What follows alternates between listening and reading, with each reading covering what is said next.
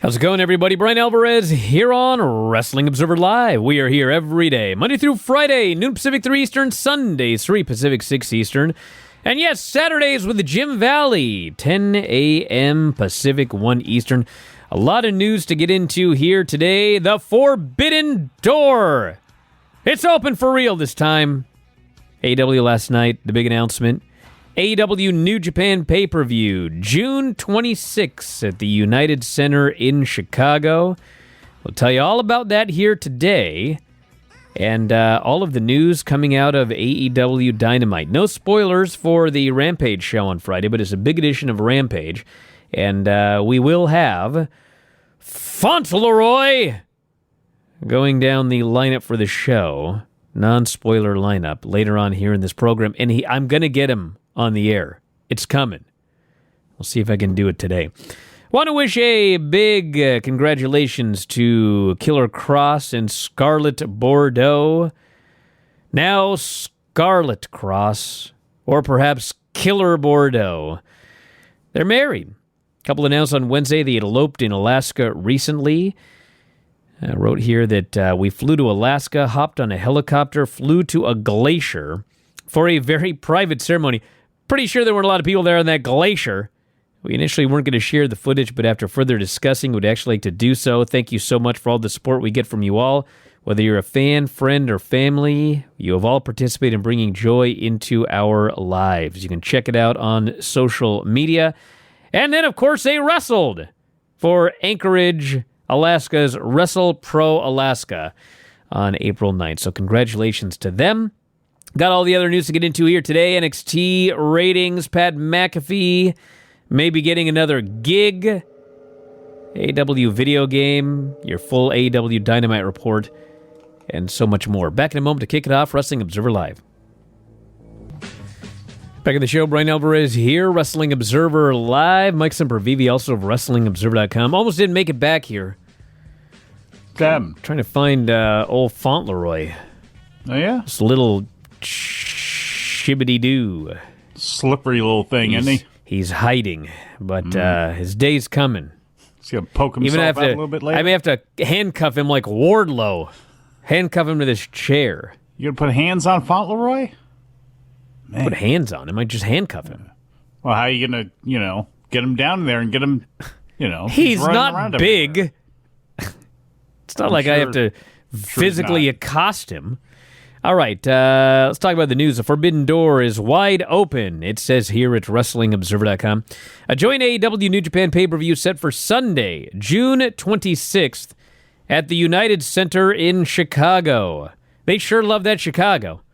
The announcement of AEW versus New Japan Forbidden Door was made during last night's Dynamite episode after being hyped for the past week on AEW programming.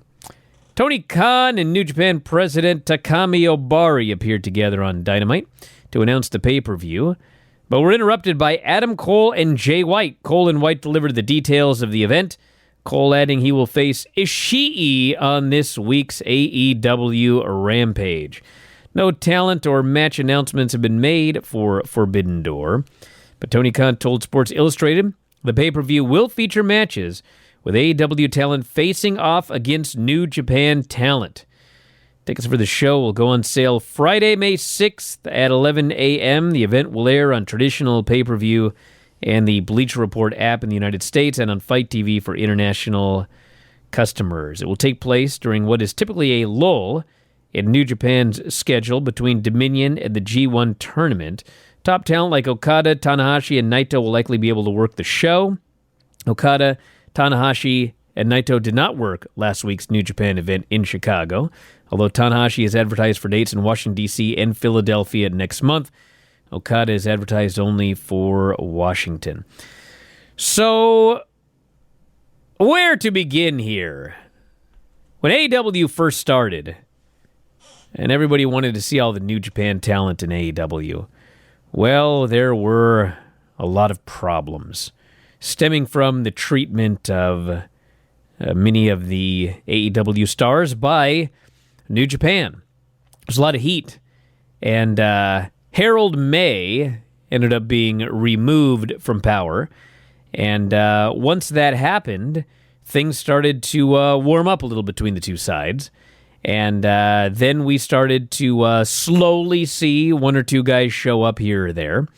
And essentially what has happened is things are much better now. And so what we have is a joint show. And if you listen to Observer Radio last night, Dave did a lot of fantasy booking about what we might see on the show.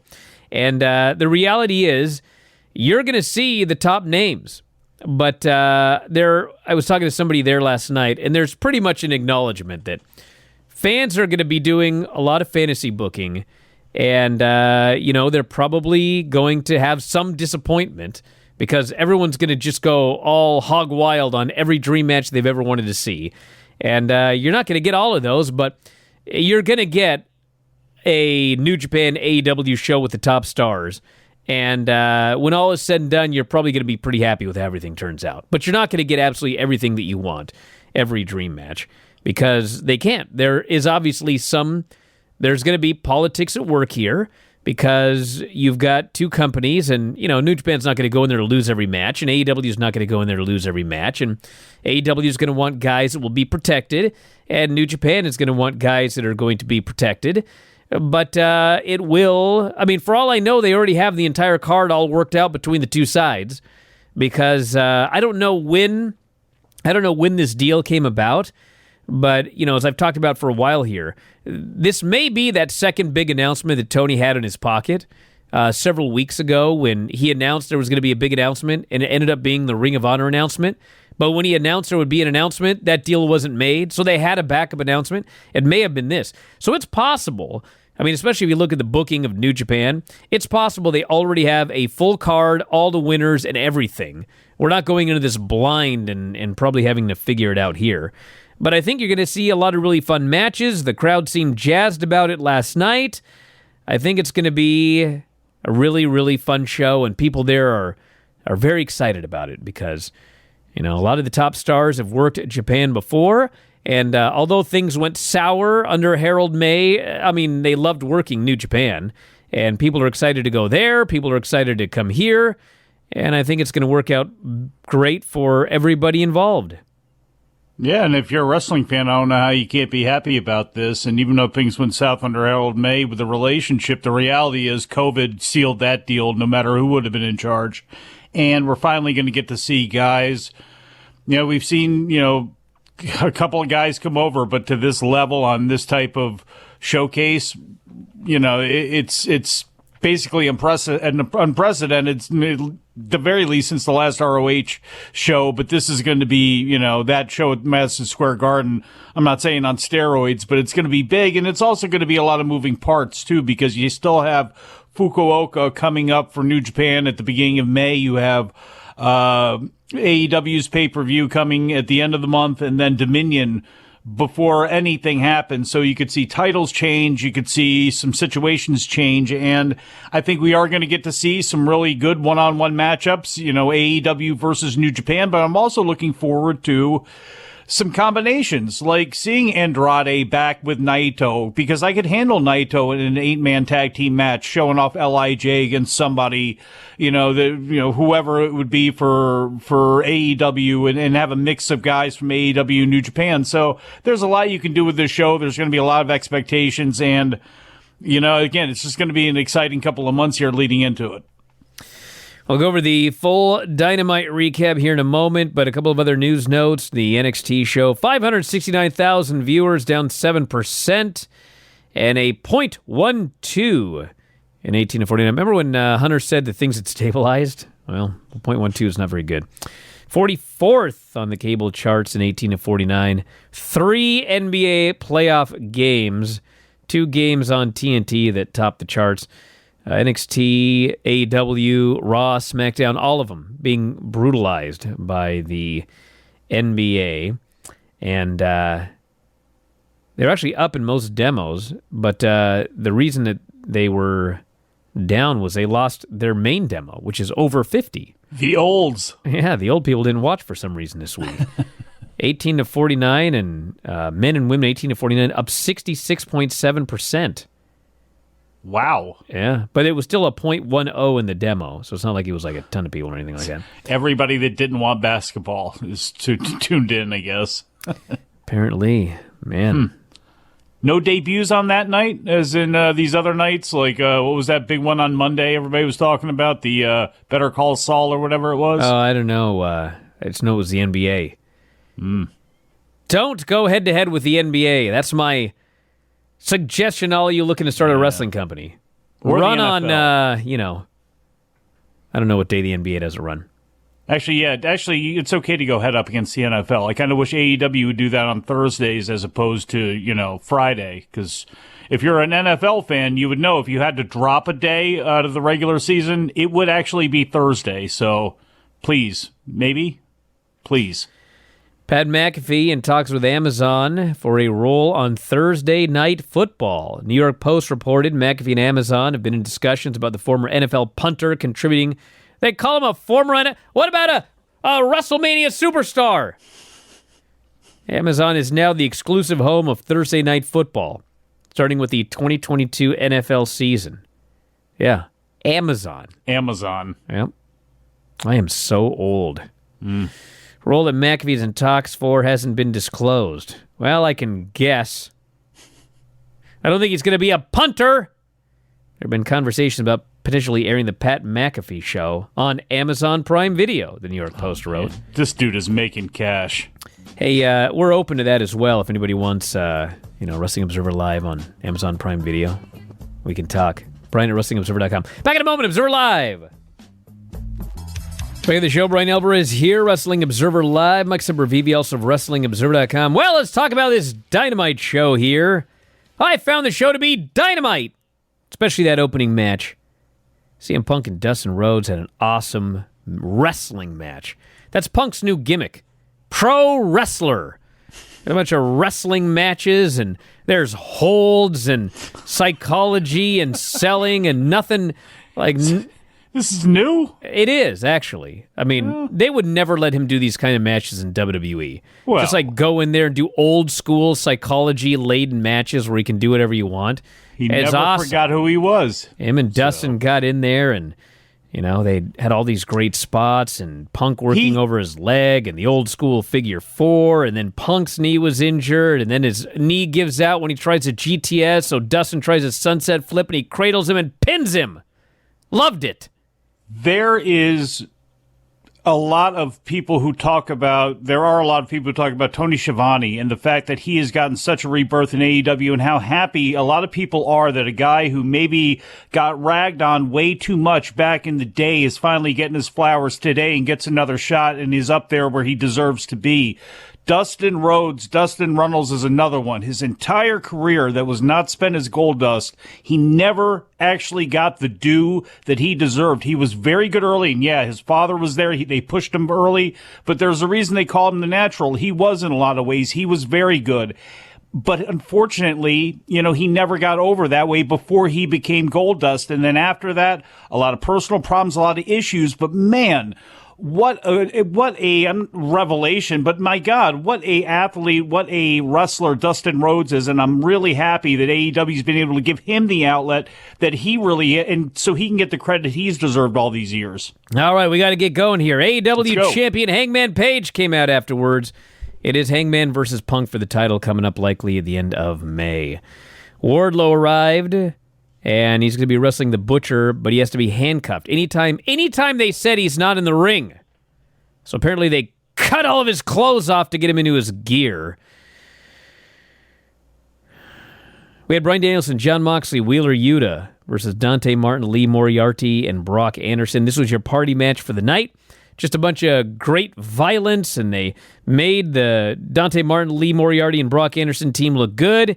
And then finally there at the end, triple violent elbows. Moxley hit the Death Rider. I don't care what you people call it. That's what I call it. And he pinned Dante Martin. Loved this with all my heart. Adam Cole, Young Bucks, and Red Dragon promo. They're teaming up for a 10-man. Adam Cole says, listen, we've all been losing, but you know what? Nobody can beat us as a unit. So we're going to find out if that's true next week. Had a video for the Joe Lethal feud. It is going to be Samoa Joe and Jay Lethal, but they are very strongly teasing Satnam Singh versus Samoa Joe for down the road.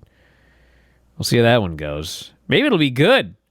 I mean, if I had to have a match and I was green, it'd be with Samoa Joe. We had the announcement of the Forbidden Door Super Show, and then we had Wardlow versus The Butcher. And MJF is in the stands, and he's watching the match. And, Wardlow's got to be able to do matches if he's going to be like a main eventer. But nobody actually wants to see him do matches. They didn't care at all until he started doing power bombs. And then he powerbomb, pinned a guy. MJF is furious. Wardlow's going to be making his way through big dudes on the way to MJF and Shawn Spears. We had Kyle O'Reilly, Jungle Boy, Owen Hart Foundation Cup qualifier. Very, very good match. Not a lot of heat. Fans just sat there watching. And Kyle O'Reilly pinned him with the diving knee, bombs away, knee drop off the top, pinned him clean in the middle. And the story afterwards was Jungle Boy was so disappointed that he did not win this match, and he apologized to Canadian Christian Cage for letting him down. At an MJF segment backstage, he paid off Jake Roberts to hire Lance Archer to face Wardlow. Lance don't even want the money. Lance, it's not what you make, it's what you save. But take the money. Hook beat Anthony Henry. And just usual Hook squash. And then afterwards, Danhausen got in the ring. And they did not give Danhausen a full promo or anything like that, but this was what I was looking for. Danhausen says, you know what? These curses aren't working. Therefore, I want to fight you. And he jabbed his finger to Hook's chest, and Hook looked at him like, you're dead, brother. And off he walked. So it looks like they're going to be doing Danhausen versus Hook. Pardon me, Brian. How did that explain everything for you? Well, we at least found out the guy was a wrestler. We never even knew he was a wrestler. We don't even know that now. No, we are. He said, guy. I want to fight you.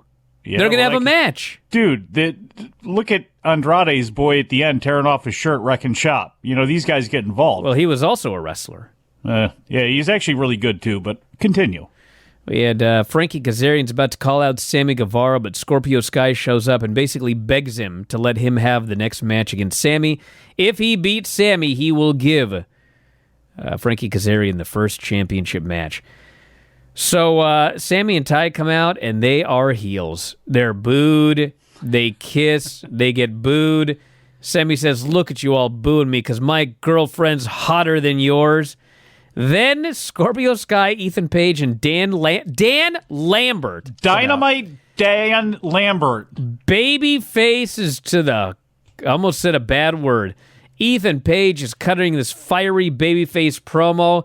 Dan Lambert cuts a total babyface promo. Fans are cheering Dan. I know this disgusts some people because some people they just hate the Dan Lambert character so much they can't bring themselves to cheer him. But man, he was a great babyface. And they're going to do Scorpio Sky versus Sammy Guevara in a ladder match. And then after that, we're going to get the mixed tag probably at the pay-per-view. I'll go over all the lineups here in a second because, well, we'll get to that. Owen Hart, Foundation Cup qualifier. Britt Baker beat Danielle Camella. Just a showcase for Britt Baker in Britsburg. She's out there with members of the Pittsburgh Pirates. False Steelers. Advertising. Whatever. They don't steal and they're not pirates. False advertising. Anyway, then she cuts a total heel promo, but they're in Pittsburgh, so everybody just cheers her wildly. She's bearing Ruby Soho, they cheer. She's bearing Toni Storm, they cheer. This was sounded else. like me walking up a flight of steps, though, man. Little bit winded there. Excited after that match. So I know that. Oh, get out of here, you idiots! It's a gimmick. So I've heard people make fun of Surprised you didn't go Penguins. The poor Excalibur having to run down all these lineups as quickly as possible. I swear to God, it was like a parody this week. I mean, I think that they pre-recorded it and then played it at like 5 times speed. He was racing through these lineups. And by the way, remember I had that big argument with Dave a couple of weeks ago, and Dave was going off about how it was proven that if you just announce everything in the very last second, it's going to do better? Well, they did that for about 2 weeks, and now they're everything in advance. 500 matches are rattling off in advance here. Rampage. Adam Cole versus Tomo Ishii, Jade Cargill. I can't even do it. But don't worry, we'll have Fauntleroy do that in a minute. Dynamite next week. Hikaru Shida, Serena Deeb in a Philly street fight. Wardlow versus Lance Archer. Dax Harwood versus Cash Wheeler, Owen Hart Cup qualifier. Sammy Guevara, Scorpio Sky for the TNT title in a ladder match. Adam Cole, Young Bucks, and Red Dragon versus Varsity Blondes, Dante Martin, Lee Johnson, and Brock Anderson. That's what's coming up here over the next week. Yeah, good. Tell me what's coming up. Damn right. I want a week to be excited about it. I'm not on Twitter an hour before the show. I got a life. And then the main event. You can prove that. Darby Allin versus Andrade in a coffin match. Dude, this Darby. Oh, my God. Incredible. He just got, he's incredible, but he got killed. Well, the last 2 times he's wrestled Andrade, I mean, he probably should have just had an MMA fight with Andrade, because he probably would have come out for the better. Dude, he's getting slammed on metal, and he's just getting ragdolled, and the coffin's got thumbtacks on it, and then, what's his name? Jose? Whoever this guy is, he comes out, he gets slammed on the coffin lid covered in thumbtacks. You knew he was in trouble when he took his shirt off. So he takes that bump, and then Darby does his, bullet-style tope, sending Andrade into the coffin. He slams the thumbtack lid on Andrade, lays on it for the win. So big win for Darby Allin in his kind of his match now, this coffin match. Poor guy. Sting jumped off a balcony. Sting got hit with a chair shot to the back of the head on metal. Looked like the worst thing that happened to anybody on the whole show, but he has to no-sell it. Then he leaps off this barricade, takes out all these geeks. Because they did it right. It's no DQ. So Private Party didn't stand around watching this. The moment the bell rang, they were killing this guy. 3-on-1. Then Sting comes out to even the odds, and he kills all those geeks. And then, no DQ, so out comes Jose, and then he got taken out. I thought this was a great main event. And then the Hardys came out to acknowledge Darby and Sting. And overall, very, very fun show. And that leads to a very, very big episode of Rampage coming up on Friday. And when we come back from the break, it's my last chance to find this little devil. Fauntleroy will give you the non-spoiler lineup for the Rampage show coming up on Friday. Back in a moment with that and more. Observer Live. Back in the show, Bryan Alvarez here, Wrestling Observer Live. I'm Mike Sempervive, also of WrestlingObserver.com. Well, time for those Rampage, the Rampage lineup. And, you ready for this? I kind of got Fauntleroy to agree to be on camera. But the agreement was that he wants to be covered in a blanket. So, hold on a minute. Okay, come up. Let's do it. You don't need the headphones! Fine.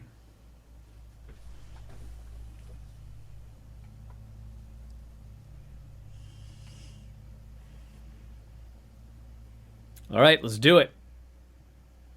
Owen Hart Cup qualifier, Adam Cole vs. Tomohiro Ishii. TBS Championship, Jade Cargill, C vs. Marina Shafir. Keith Lee and Swerve Strickland interview.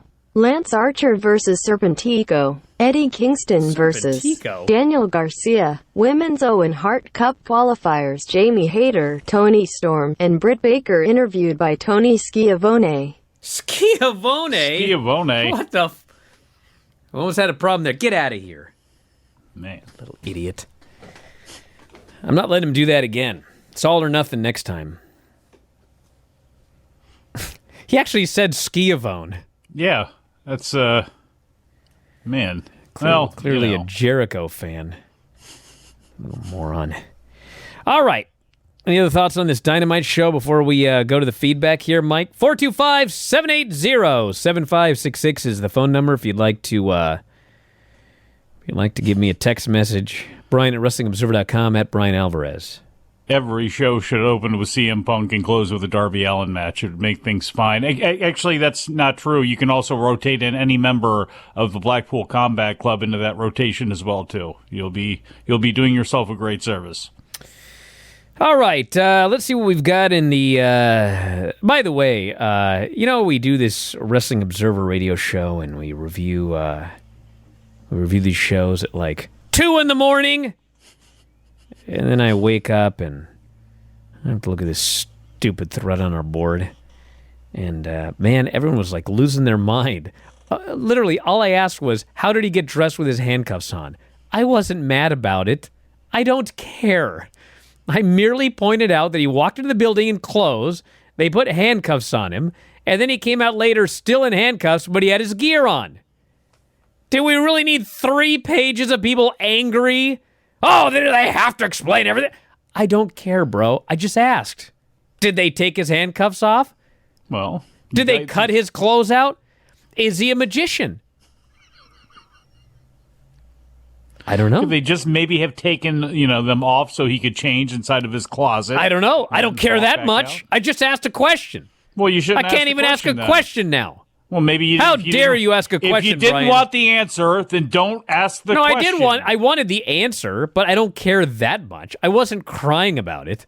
I didn't have tears streaming down my cheeks, wondering how he got out of his handcuffs and put his gear on. I just asked a question. Tears roll down your cheeks now. Ask you guys know what a podcast is? Towel and do that. A podcast is anywhere from 38 minutes to an hour and a half of talking. Pardon? Okay? I'm allowed to ask a question or two. You mean and not be taken seriously every moment, every time? You need to be taken literally all the time. Now you're calling them ding-dongs. Bryan is calling you all crazy. No, I didn't call them crazy. I called them ding-dongs. It's a like food. And a Jim Herd creation. Bryan, with the Forbidden Door event, do you see a Mania all-out week with a bunch of shows around it like the Collective? I don't know. I mean, I don't see so much about... I mean, this would be more something like the, all-out show or Double or Nothing. Those I can see becoming like, because it's an annual event, it's always the same weekend, it's always... But I don't know, maybe. It could happen. I'm not anticipating it, but who knows? Well, a couple of groups are going to latch on. They might as well. Look, people are going to be coming to that area. It's a fly-in show. It is going to be for a lot of people. And people are going to be whipped into a frenzy. Those guys are going to look for extra paydays. I wouldn't fall over shocked. This person here says, oh, God. Must I read it? I will. Bryan, didn't Andrade leave WWE because of his booking? He's getting buried in AEW also. Your thoughts? Oh, my thoughts are he's not getting buried. Must be next to Ruby Soho. I got to bring this up here, okay? Last night we were reviewing the show with Dave, and we were talking about the Jungle Boy versus Kyle O'Reilly match. And if you recall, Jungle Boy got beaten clean. And Kyle O'Reilly just knee drop off the top ropes, beat him, pinned him, and that was that. No interference, nobody running in, nothing like that. And Dave said that he was surprised and that he thought this must be part of the story with Jungle Boy and Christian, okay? And I mean, he is right. It probably is going to play into one of these lifetimes. Christian is going to finally screw Jungle Boy, a plan that's been in the works longer than the Triple H Shawn Michaels secret plan with The Undertaker. Just so Bryan can say he's right. But here's the thing, though, okay? This Owen Hart tournament, have you seen who's in the tournament thus far? I mean, they don't have a lot of men yet. I think for men, it's only Samoa Joe and Kyle O'Reilly. For the women, they've got like 6 women already. But here's the thing with this tournament, everybody. This is going to be a big, serious tournament, and it's in AEW. It's not in WWE. And everybody is going to lose except the winner. And I don't think that this, Jungle Boy getting beaten clean by Kyle O'Reilly with a knee off the top, I don't think this is going to be like an aberration. I think this is going to be most of the tournament. You guys, it's like the G1. Dude, everybody loses in the G1. Okada loses. Naito loses. Ishii loses. Shingo loses. The IWGP champion, everybody loses. Everybody loses. And it's not, this person ran. I mean, if it's a Bullet Club match, if it's an evil match. But, in general, it's just one guy's going to be the better guy in that match, and he's going to win. And the other guy's going to lose. And I think it's going to be the same thing with the Owen Hart tournament. So I don't think that we should be surprised when a Jungle Boy just loses to Kyle O'Reilly. I think we're going to see it a lot in this tournament as we get going, because everybody's going to lose, and you don't want dudes running in and angles and interference and all that. No. That'd be horrible. That's what bastardized tournaments, because it's one of the reasons that, WrestleMania 4 with the double disqualifications and bad, slow. No, you want it to be, when people think about tournaments and they think about, the best of, they want to think about things like the Wrestling Classic with, Brett against, who was it, Ricky Steamboat. I think that was the only time they had actually faced off one-on-one against each other. And that's what this tournament should be about. And Kyle O'Reilly, this is another thing to note, too. And I know, I don't know how much he shows off his Western Canadian roots or anything, but it's like they still haven't gone up there yet. And there's where they're never going to beat WWE in Canada. I'm not saying never's a long time, but it's going to take a hell of a long time, especially in Quebec.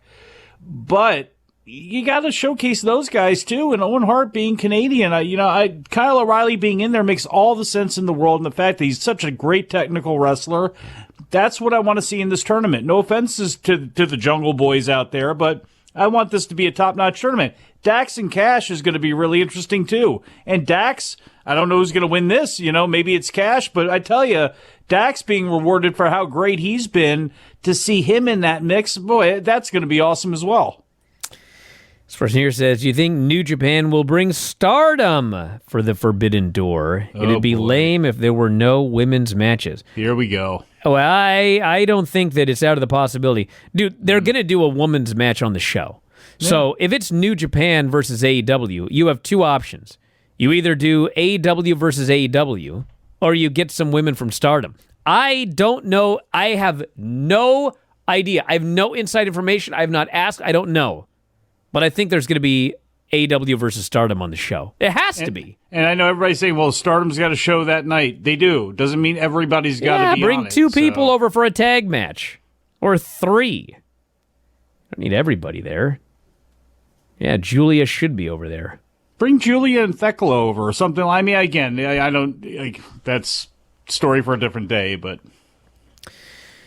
Is Fauntleroy in the witness protection program? That would explain his shyness. No, he's just short.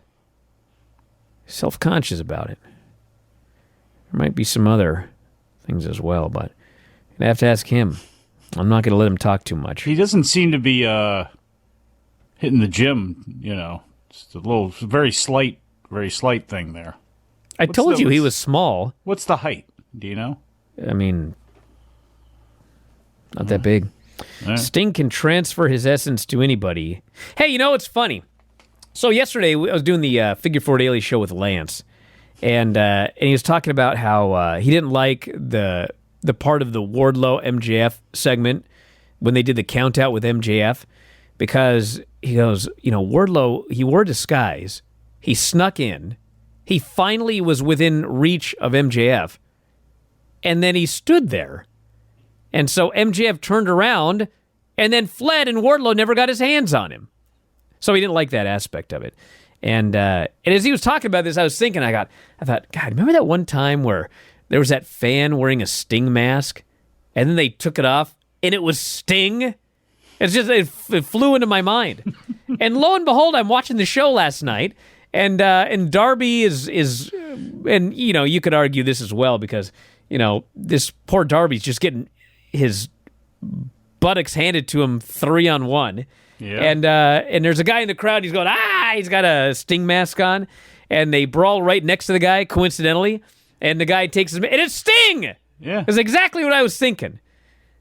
But, sometimes things don't make sense in wrestling, but they work with the crowd. because the crowd will suspend their disbelief to get that big pop. With the right guy, and with a guy who's got as much put in and has got as much goodwill as Sting, because in a way, Lance is right. You can absolutely, I know people say he's being a wet blanket and he didn't like the Forbidden Door name and all that stuff, but he can be, you can say he's absolutely right. Now, with that said, though, when you have a guy like Sting, I mean, he's playing the hits. We have seen this so many times, and him holding up that sign, I came for Darby Allin or whatever it was, and they tear it up, and he takes off the mask. It works every time. So do it every time until it stops working, because that's what people want to see, and that's what makes it different. It's like when Stone Cold would do something, or Ric Flair. There are some people that you can give passes to because we know this is a show, but you know, with Sting, I mean, it's going to work every single time. He's a legend. He's fantastic. He's great. Person here says, it may be a long time away from now, but do you think Cody would ever go back to AEW once he is able to, or have too many bridges, if any, been burned? Well, listen, we don't know, and we may never know what disagreement Cody and Tony Khan had, but neither has ever given the impression that they wouldn't do business again. And I know that people had talked about, issues between the EVPs. And for a while there were issues between the EVP, but not at the end. In fact, I was pretty much told that, like, for the last year, they were all getting along great. And, Cody and I don't think there's anything stopping Cody from going back at some point if he decides that that's what he wants to do. Back in a moment with more Observer Live. Well, during the break, that little idiot Fauntleroy asked if he could step onto the other mic over there and make a statement. So we only got 2.5 minutes, so I told him it was all right. So, all right, Fauntleroy, let's hear it. Don't listen to Bryan. I'm not self-conscious, nor am I short. My legs are exactly long enough to reach the ground. I also understand that a series of creative vignettes leading to my official debut will be a much more effective way to get my character over to my beloved Twitch homies. Each and every one of you. No, don't start with that crap. God. A series of vignettes? You know what? He ain't getting lunch today. I can tell you that much. I mean, I'll feed him. Don't call, I don't know who you'd call, actually. You ain't making him the Wagyu, eh? No, are you kidding me? Are you kidding? Well, what do you feed it? Him, her, it, them. Mike, it's 2022. I think I went through all of them right there.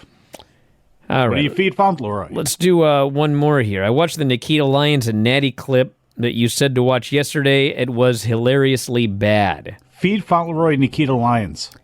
So apparently the deal with that gimmick yesterday was that Nikita actually was legitimately losing her voice, and that's why she did the big and then rattled it off. And I guess they had to go with it because she was. So anyway, you'll probably see another one next week, which hopefully will be better. That was way too much dialogue just to get to the money thing, which was "Girl, I'm flexible" or whatever it was. Come on now. That's all right. You needed. Listen, we're out of time. I want to thank you all for listening. Bryan and Vinny show tonight. 90 minutes on AEW and NXT. What could be better than that? WrestlingObserver.com, as well as video.f4wonline.com. And don't forget to get your cameos in today. F4W Online. National Keep Off the Grass Day. Grab them now. Kids. Wrestling Observer Live.